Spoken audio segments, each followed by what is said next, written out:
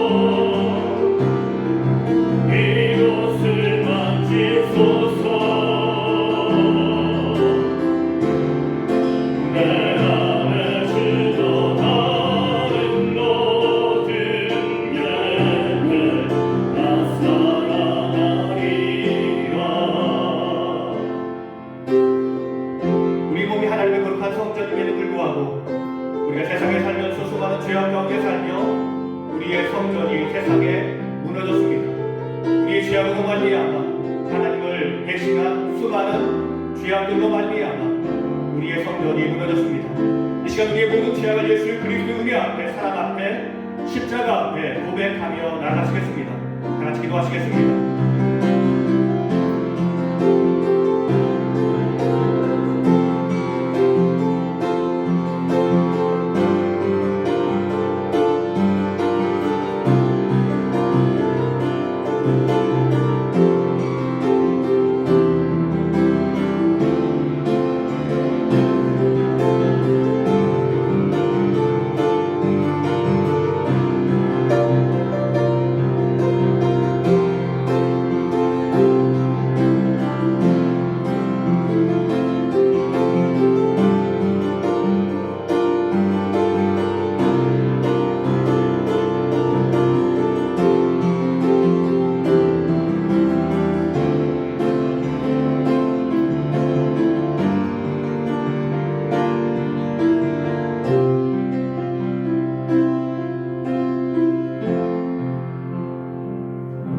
여기 죄인된 우리를 향하신 주님의 용서의 말씀이 있습니다.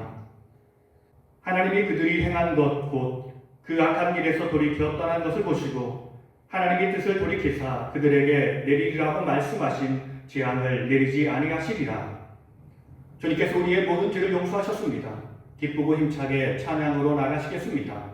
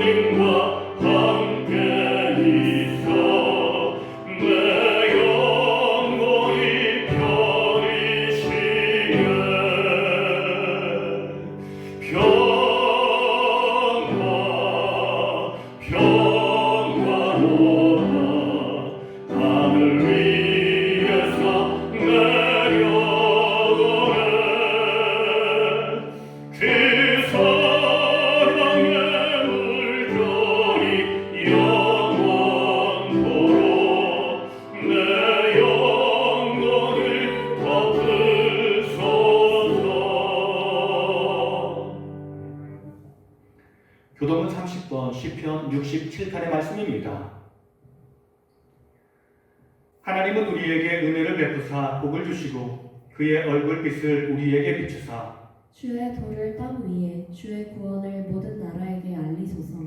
하나님이여 민족들이 주를 찬송하게 하시며 모든 민족들이 주를 찬송하게 하소서. 온 백성은 기쁘고 즐겁게 노래할지니 주는 민족들을 공평히 심판하시며 땅 위의 나라들을 다스리실 것이니이다. 하나님이여 민족들이 주를 찬송하게 하시며 모든 민족으로 주를 찬송하게 하소서. 땅이 그의 소산을 내어 주었으니 하나님 곧 우리 하나님이 우리에게 복을 주시리로다. 하나님이 우리에게 복을 주시리니 땅의 모든 끝이 하나님을 경외하리로다. 아멘. 하늘에 계신 우리 아버지, 아버지의 이름을 거룩하게 하시며 아버지의 나라가 오게 하시며 아버지의 뜻이 하늘에서와 같이 땅에서도 이루어지게 하소서. 오늘 우리에게 일용할 양식을 주시고 우리가 우리에게 잘못한 사람을 용서해 준 것 같이 우리 죄를 용서해 주시고 우리를 시험에 빠지지 않게 하시고 악에서 구하소서. 나라와 권능과 영광이 영원히 아버지의 것입니다. 아멘. 이 시간 합심하며 기도하며 나갈 텐데 하나님, 우리 예배 가운데 임재하시고 우리의 찬송과 경배 가운데 임재해 주시어서 우리의 드리는 모든 것이 하나님의 기쁨이 되게 하시고 자랑이 되게 하시며 멸관이 되게 하옵소서. 하나님만 바라보고 하나님만 높이는 복된 시간 되게 하옵소서. 삶에 지친 모든 백성들이 주의 말씀으로 힘을 얻게 하시고 위로를 얻게 하옵소서. 예배를 위해서, 공동체를 위해서 힘차게 기도하며 나가시겠습니다.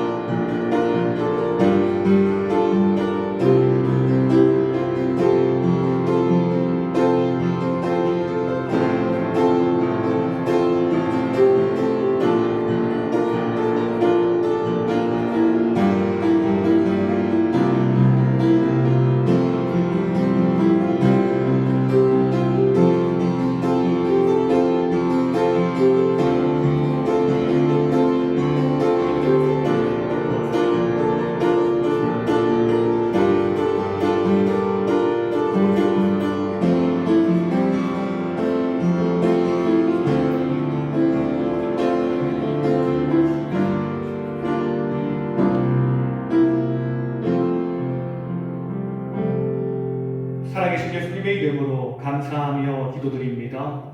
아멘. 오늘 우리에게 주시는 하나님의 말씀은 사도행전 16장 6절부터 15절까지의 말씀입니다. 성령이 아시아에서 말씀을 전하지 못하게 하시거늘 그들이 부르기아와 갈라디아 땅으로 다녀가 무시아 앞에 이르러 비두니아로 가고자 애쓰되 예수의 영이 허락하지 아니하시는지라.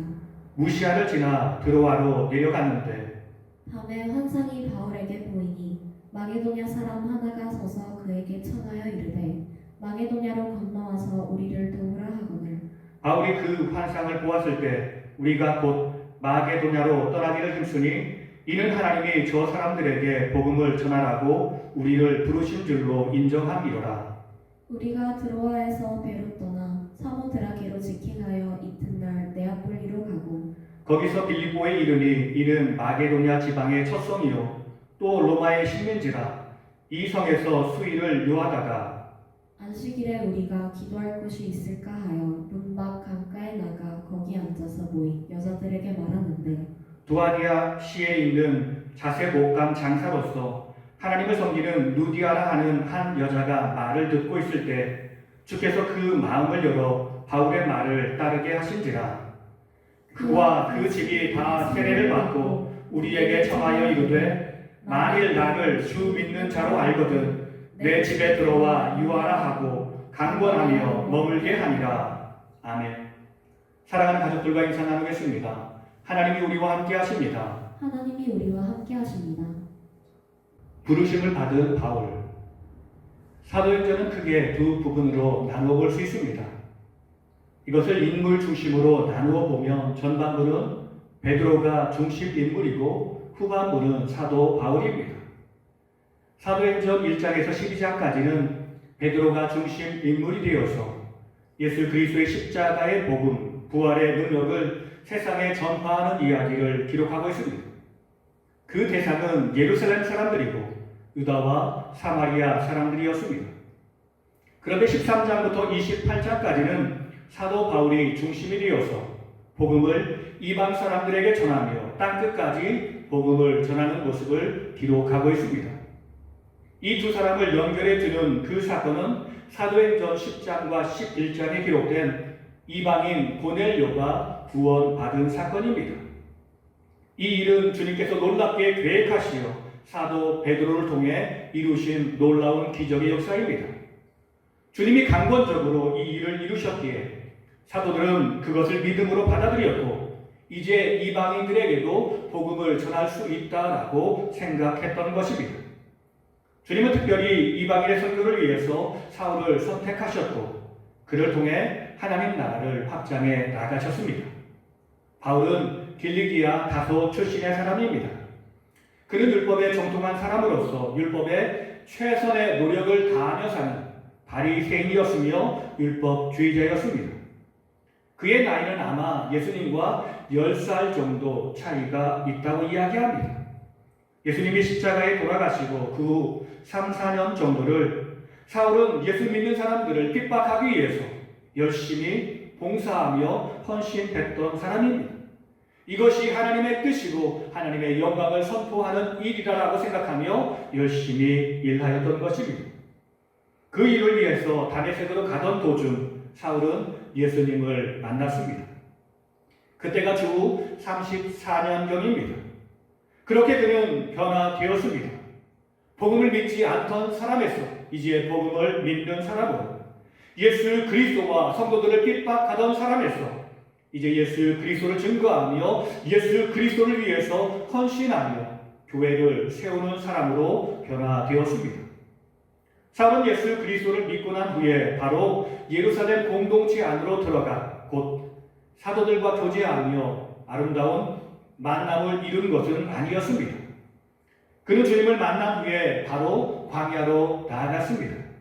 거기에서 3년 정도를 보냈다라고 성경은 우리에게 말씀합니다. 거기에서 그는 주의 말씀을 묵상하며 십자가의 도를 연구하고 주님과 깊은 교제를 맺으며 복음의 진수가 무엇인지를 연구하며 살폈을 것입니다. 그러다가 주 37년경에 예루살렘에 올라가 사도들과 교제를 나누기 시작합니다. 처음에 예루살렘에 있는 사도들과 성도들은 사울을 꺼려했습니다. 그가 이전에 예수 믿는 사람들을 박해한 것을 모두 다 알고 있었기 때문이었습니다. 그때 사울과 사도들을 연결해준 사람이 바로 바나바라는 사람이었습니다. 그 후에 사울은 홀로 복음 전파 사역을 힘쓰다가 10년 정도가 지난 후 주 47년경에 바나바와 함께 안디옥 교회에서 파송 선교사로 임명되어 본격적으로 선교 사역을 시작했습니다. 주를 위해 일하는 종들의 자세, 바울의 선교 여행과 부딪히는 문제들. 바울의 1차 선교 여행은 처음에는 참 좋은 시간이었습니다. 믿음의 멘토였던 바나바와 함께하는 여행이었습니다. 그 둘을 돕기 위해서 마가 요한이 함께하며 협력하는 사람이 되었습니다. 선교지에 많은 어려움도 있었지만 하나님의 도움으로 말미암아 믿음의 백성들이 늘어나는 것을 볼 수 있었습니다.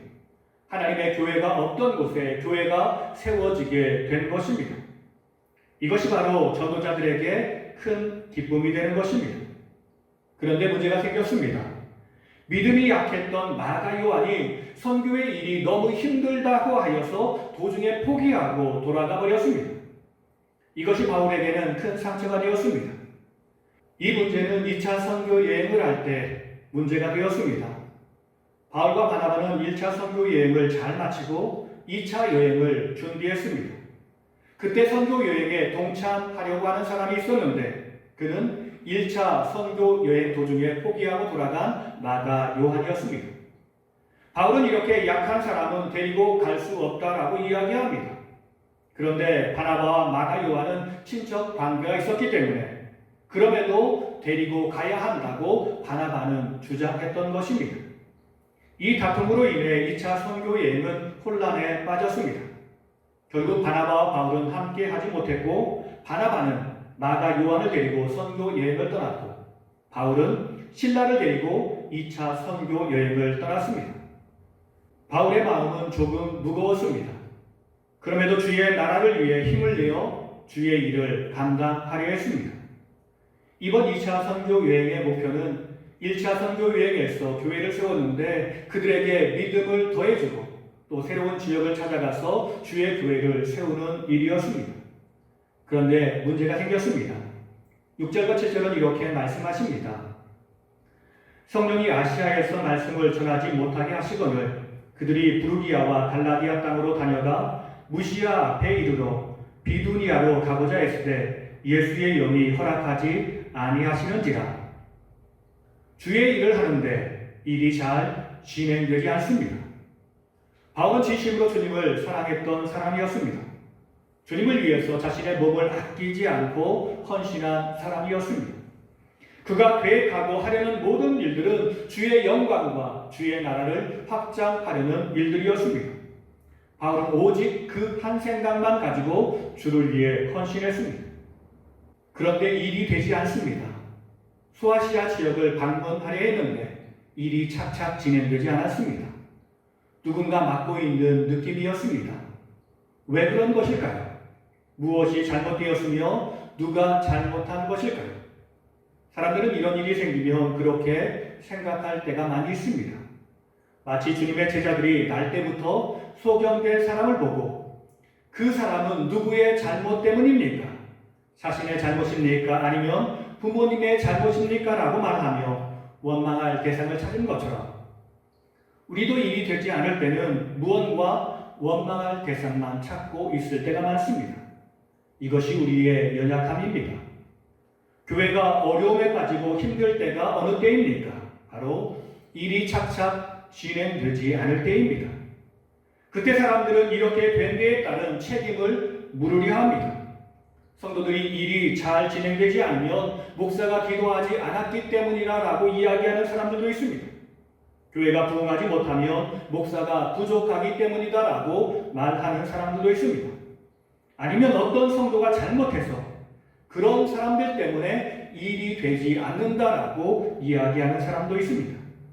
끊임없이 원망하며 불평의 말을 쏟아냅니다. 그리고 끝까지 자기가 옳다고 주장하는 사람들도 있습니다.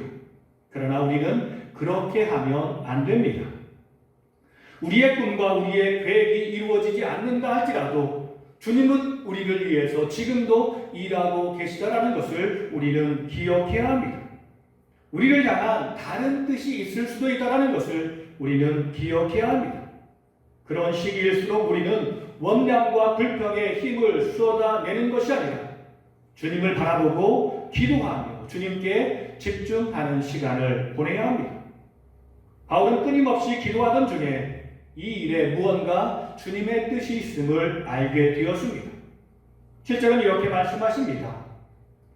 무시아 앞에 이르러 비두니아로 가고자 했을 때 예수의 영이 허락하지 아니하시는지라.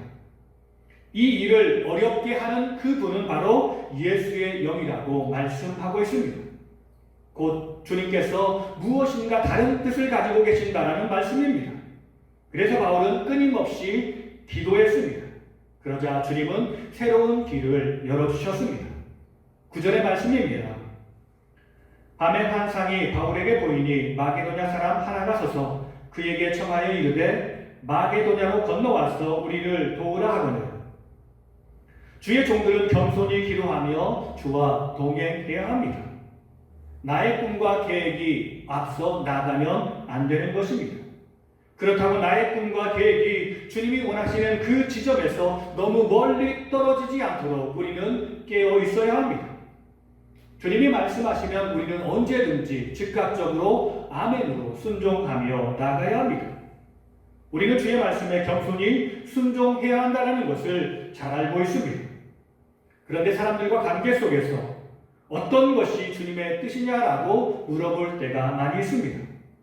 다른 사람과 내 생각이 다를 때 내가 생각하는 것이 옳다라고 이야기하며 내 생각이 더 좋은 생각이라고 이야기하며 내 뜻이 하나님의 뜻이 아니냐라고 물어보는 것입니다. 그러나 그것은 주님의 방법이 아닙니다. 우리는 끊임없이 기도하며 주의 마음을 우리의 삶에 채워야 합니다. 그 기도는 교만한 기도가 아니고 나의 고집과 주장을 내세우는 기도가 아니고 주님의 뜻을 이루어 나가는 기도여야 합니다. 바울은 바나바와 싸움할 때는 깨닫지 못했었지만 이번 계기를 통해서 주님의 뜻이 무엇인가를 깨닫는 계기가 되었습니다. 그리고 이제 그 깨달은 사실을 마음속에 새기며 내 계획과 목표를 내려놓고 주님이 원하시는 일을 위해 헌신하겠다라고 결단하며 나가는 것입니다. 그럴 때 주님은 믿음의 좋은 동역자를 보내주셨습니다. 10절은 이렇게 말씀하십니다. 바울이 그 환상을 보았을 때 우리가 곧 마게도냐로 떠나기를 힘쓰니 이는 하나님이 저 사람들에게 복음을 전하라고 우리를 부르신 줄로 인정함이로라. 10절 말씀에서 우리는 우리라는 말에 집중해 보아야 합니다. 여기서 우리라는 말은 바울과 실라 외에 한 사람이 더해졌음을 의미하는 말씀입니다. 그 사람은 의사이며 누가복음과 사도행전을 기록한 누가입니다. 사도 바울은 원래 몸이 약한 사람이었습니다. 성경 해석자인 바클레이는 바울이 건강이 나빴기 때문에 바울이 그의 간호의 필요성 때문에 드로아에서 의사인 누가를 전도 여행에 참여하도록 불렀다라고 이야기합니다. 어쨌든 이후 누가는 바울의 전도의 동행자요, 목격자요, 주치의로서 바울 곁을 떠나지 않았습니다. 바울이 감옥에 갇혀 있을 때도 죽음을 앞둔 상황에서도 항상 함께했던 사람이었습니다. 사실 누가는 예수님의 12사도 가운데 포함된 사람은 아니고 예수님의 생애를 직접 목격한 사람도 아니었고 특별히 그는 이방 사람이었습니다. 그럼에도 불구하고 그가 신약 성경 4분의 1에 해당하는 누가복음과 사도행전을 기록할 수 있었던 것은 그가 바울과 함께하며 복음의 증인으로서 바울의 삶을 보며 복음이 무엇인지를 깨달았기 때문이었습니다. 바울과 함께하며 희노애락을 함께 보냈기 때문이었습니다. 오늘 우리는 누가와 같은 좋은 동역자들이 되어야겠습니다. 바울은 사실 많이 힘들었습니다. 마가 요한의 일도 힘들었고 더욱 힘든 것은 바나바와 다투며 헤어진 일이었습니다. 이처럼 사람 때문에 힘들어하는데 바울을 위로하시기 위해 주님이 새로운 믿음의 동역자 누가를 보내주신 것입니다. 우리 사랑하는 모든 교우들이 바로 그런 교제를 나누기를 원합니다. 서로에게 힘이 되어주고 서로에게 위로가 되어주며 주의 일을 이루어 나가는 큰 능력이 되는 아름다운 관계를 맺으며 살아가야 할 줄 믿습니다. 바울이 환상을 보았지만 그럼에도 유럽으로 가는 길은 두려웠는데 누가가 와서 함께해 주니 큰 힘이 되어서 그 일을 기쁨으로 감당할 수 있었던 것입니다. 우리의 관계가 바로 그런 관계가 되어야 합니다. 이제 바울의 일행은 힘을 모아 주의 일에 집중하며 나아갑니다. 그 일이 무엇입니까? 그 일은 최초로 열린 유럽 전도의 문입니다. 주님이 원하시는 것은 바울이 마게도냐에 가서 복음을 전하는 것이었습니다. 마게도냐가 어디입니까? 그리스 반도 북쪽 지방으로 빌립보, 데살로니가, 베레아 등이 자리 잡고 있는 전체 지역을 말합니다. 바울은 주님이 원하시는 일을 위해 주님 가라 하시는 그곳에 가서 주의 복음을 전하려 준비했던 것입니다. 10절은 이렇게 말씀하십니다. 바울이 그 환상을 보았을 때 우리가 곧 마게도냐로 떠나기를 힘쓰니 이는 하나님이 저 사람들에게 복음을 전하라고 우리를 부르신 줄로 인정함이로라. 바울은 이제 믿음을 가지고 주님과 동행하며 유럽을 향해 나아갑니다. 11절은 이렇게 말씀하십니다.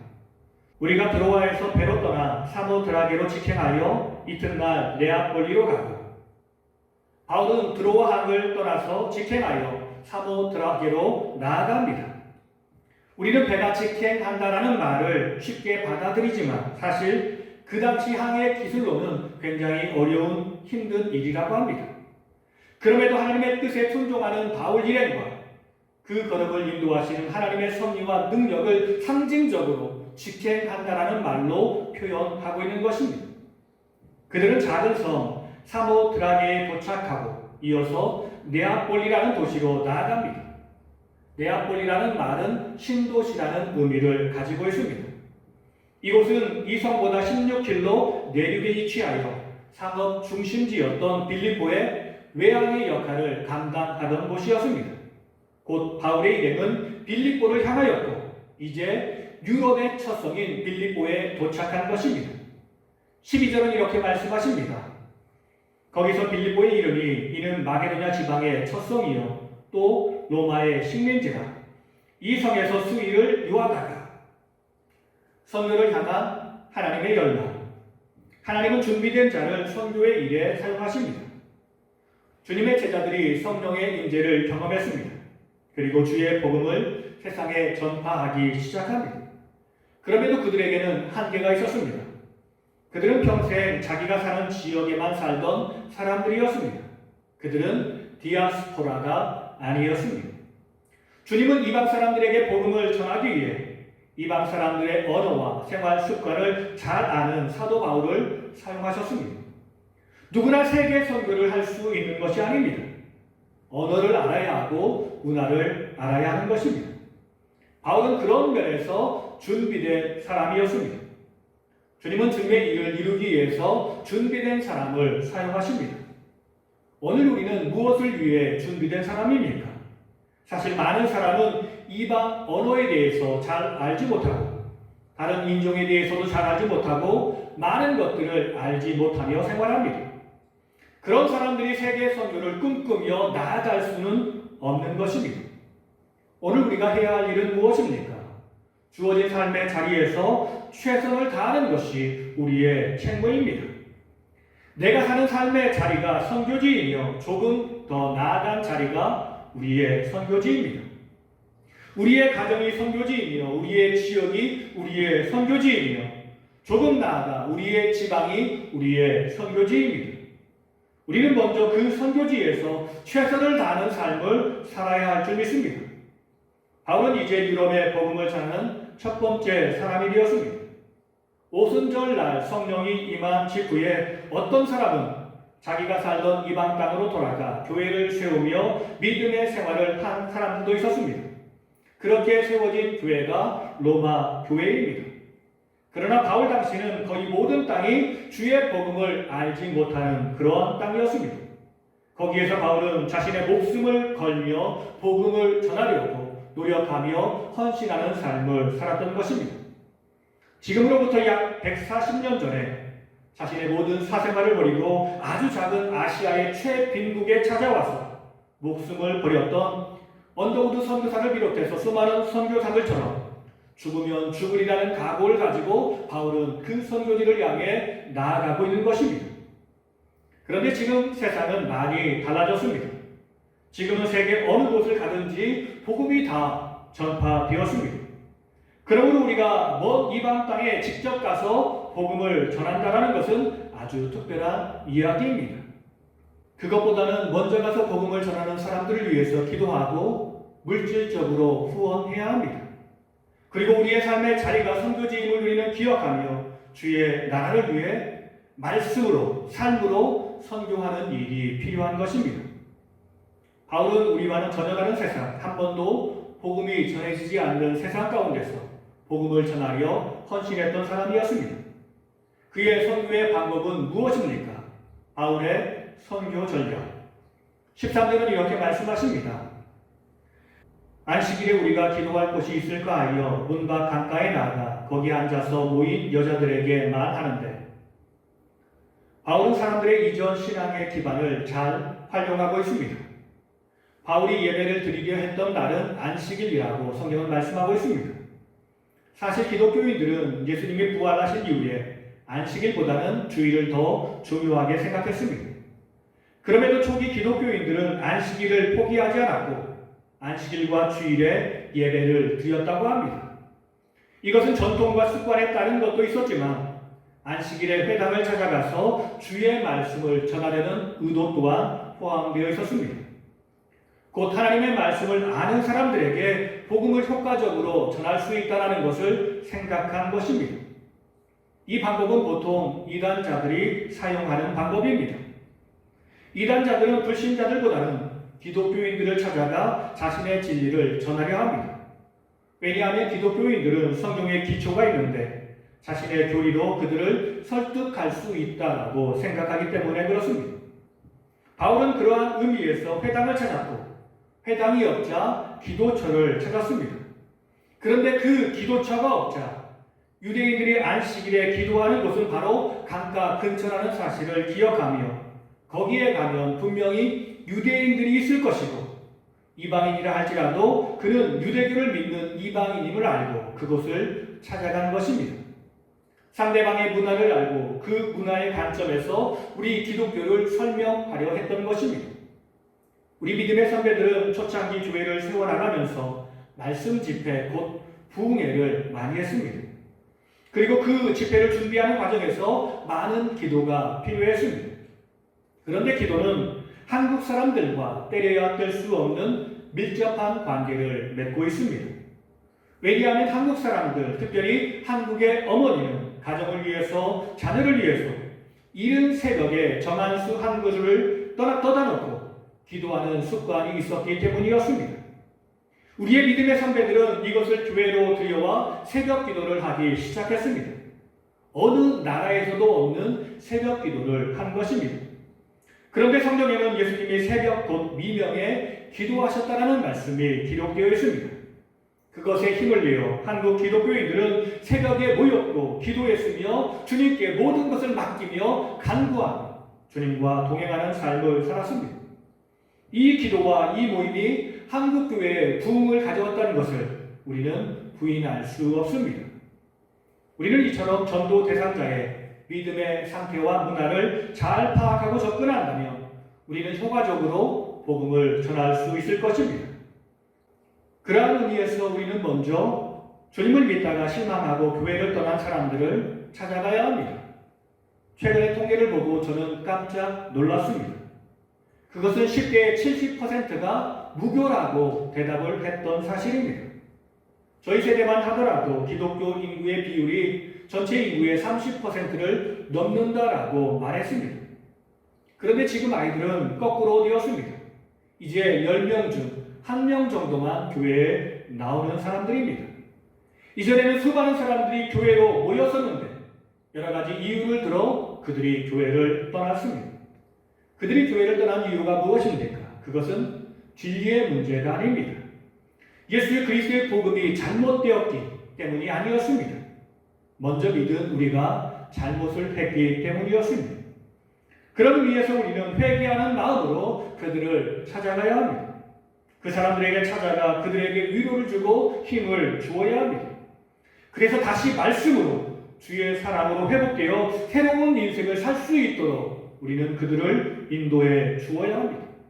그러나 너무 강팍한 사람들과 만나서는 안 됩니다.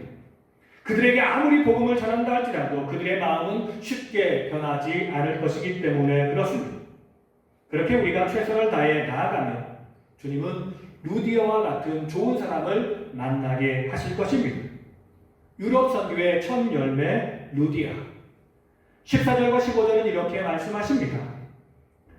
두아디라시에 있는 자주 옷간 장사로서 하나님을 섬기는 루디아라 하는 한 여자가 말을 듣고 있을 때 주께서 그 마음을 열어 바울의 말을 따르게 하신지라. 그와 그 집이 다 세례를 받고 우리에게 청하여 이르되 만일 나를 주 믿는 자로 알거든 내 집에 들어와 유하라 하고 강권하여 머물게 하리라. 루디아라는 말은 고대 루디아 지방의 영토였던 지방에 살던 사람들을 가리킨 말이었습니다. 곧 루디아 출신의 여인이라는 의미의 말씀인 것입니다. 그 이름의 뜻은 생산이라는 뜻을 가지고 있습니다. 그녀는 두아디라 성에 살았다고 말씀하는데 두아디라 역시 루디아에서 나온 말로 루디아의 도시라는 뜻을 가지고 있습니다. 두아디라 지역은 전통적으로 염색, 의복 등의 제조업의 중심지였는데 특별히 자주색 염색에 유명했던 곳이었습니다. 루디아는 두아디라 지역에 살면서 장사를 위해 빌립보에서 정착하며 살았던 사람으로 보입니다. 그녀는 자주색 옷감을 팔았습니다. 자주색 옷감은 아무나 입을 수 있는 것이 아니었고 로마 시민이 겉옷이나 왕족의 겉옷을 만들기 위해 사용된 옷감이었습니다. 곧 그녀는 유력한 재력가였습니다. 여기서 중요한 것은 유력한 재력가가 전도되었다는 것이 아니라 우리가 주의 복음을 최선을 다해 전한다면 반드시 우리의 삶에 주의 열매가 있을 것이라는 사실입니다. 이것이 바로 주님의 나라입니다. 오늘 본문의 시작은 어두운 이야기로 시작했습니다. 바나바와 다툰 이야기, 그리고 아무리 선교를 열심히 시도해 보았지만 그것이 잘 진행되지 않은 이야기. 그럼에도 주님은 섬세하게 계획하시어 바울의 마음을 위로해 주셨으며 하나님 나라의 소중한 열매를 맺게 해 주셨습니다. 주님이 바울에게 기쁨의 열매를 허락해 주신 것입니다. 오늘 우리의 삶에도 주님이 그런 은혜를 베풀어 주실 것입니다. 오늘 우리의 삶에 어두운 일이 있고 일이 잘 진행되지 않는다 할지라도 실망하지 말고 두려워하지 말고 끝까지 믿음으로 주와 동행한다면 주님은 우리에게 승리의 열매, 기쁨의 열매를 허락해 주실 것입니다. 이 믿음으로 주와 동행하며 승리하는 우리 모두가 되기를 예수님의 이름으로 간절히 축원합니다. 다 함께 기도하시겠습니다. 부족하고 약한 우리의 삶에 오셔서 주님의 은혜와 사랑을 부어주시어 우리를 통해 주의 일을 완성해 나가시는 주님, 우리가 겸손히 기도로 주와 동행하며 주의 뜻을 더 깊이 알아가는 주의 제자들이 되게 하옵소서. 주님의 뜻을 이루어가는 거룩한 도구가 되게 하옵소서. 우리의 삶을 통해 열매를 맺게 하시는 주님, 주님이 준비하신 많은 추수의 열매가 있음을 알게 하시고 우리가 낙심하지 않고 최선을 다해 헌신하며 주의 열매를 주님께 올려드리는 영광의 삶을 살게 하옵소서. 우리의 인도자 되시는 예수님의 이름으로 간절히 기도드립니다. 아멘. 찬양하시면서 준비한 예물 하나님께 올려드리겠습니다. 모든 영광과 존귀와 능력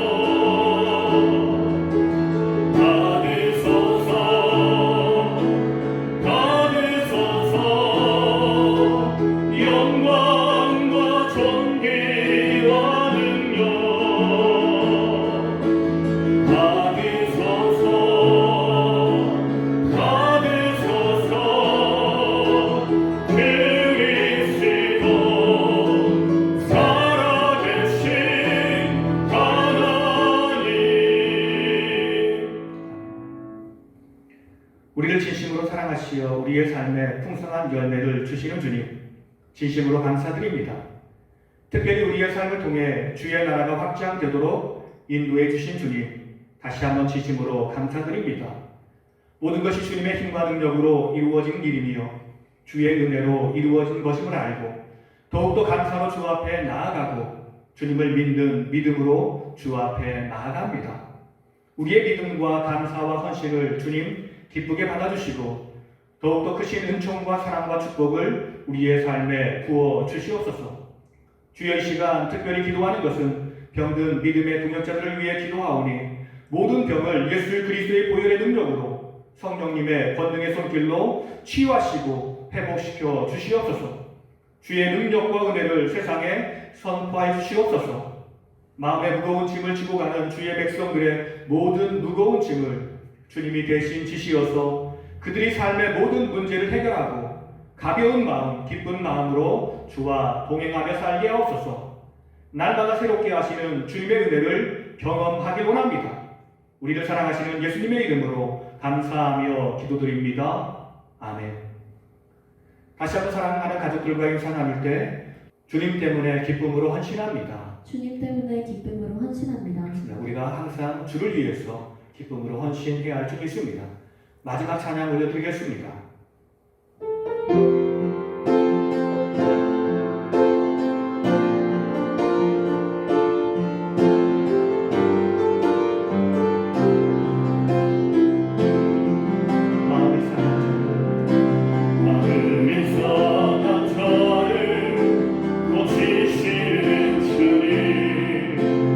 하늘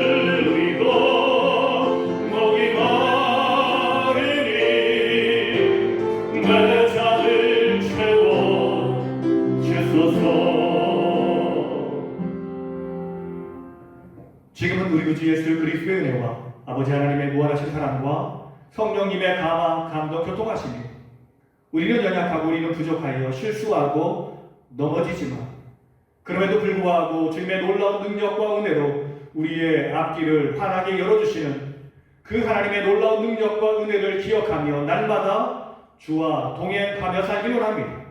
주를 위해 헌신하며 살길 원합니다. 기도하며 결단하며 삶의 현장으로 나가시는 사랑하는 성도님들과 가정과 자녀들의 삶 가운데 주님께서 핏값으로 세우신 우리 작은 시학교회 위에 이 땅에서 주를 예배하는 모든 백성들과 이 땅을 살아가는 모든 백성들 위해 이제로부터 영원토록 함께 하옵시기를 간절히 축원하옵나이다. 아멘.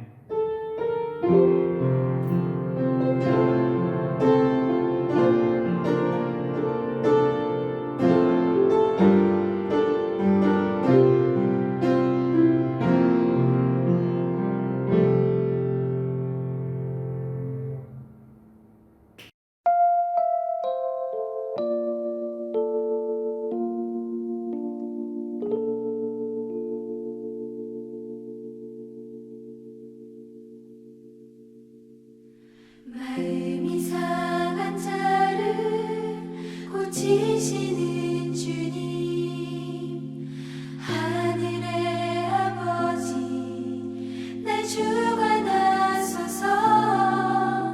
주의 길로 인도하사 자유케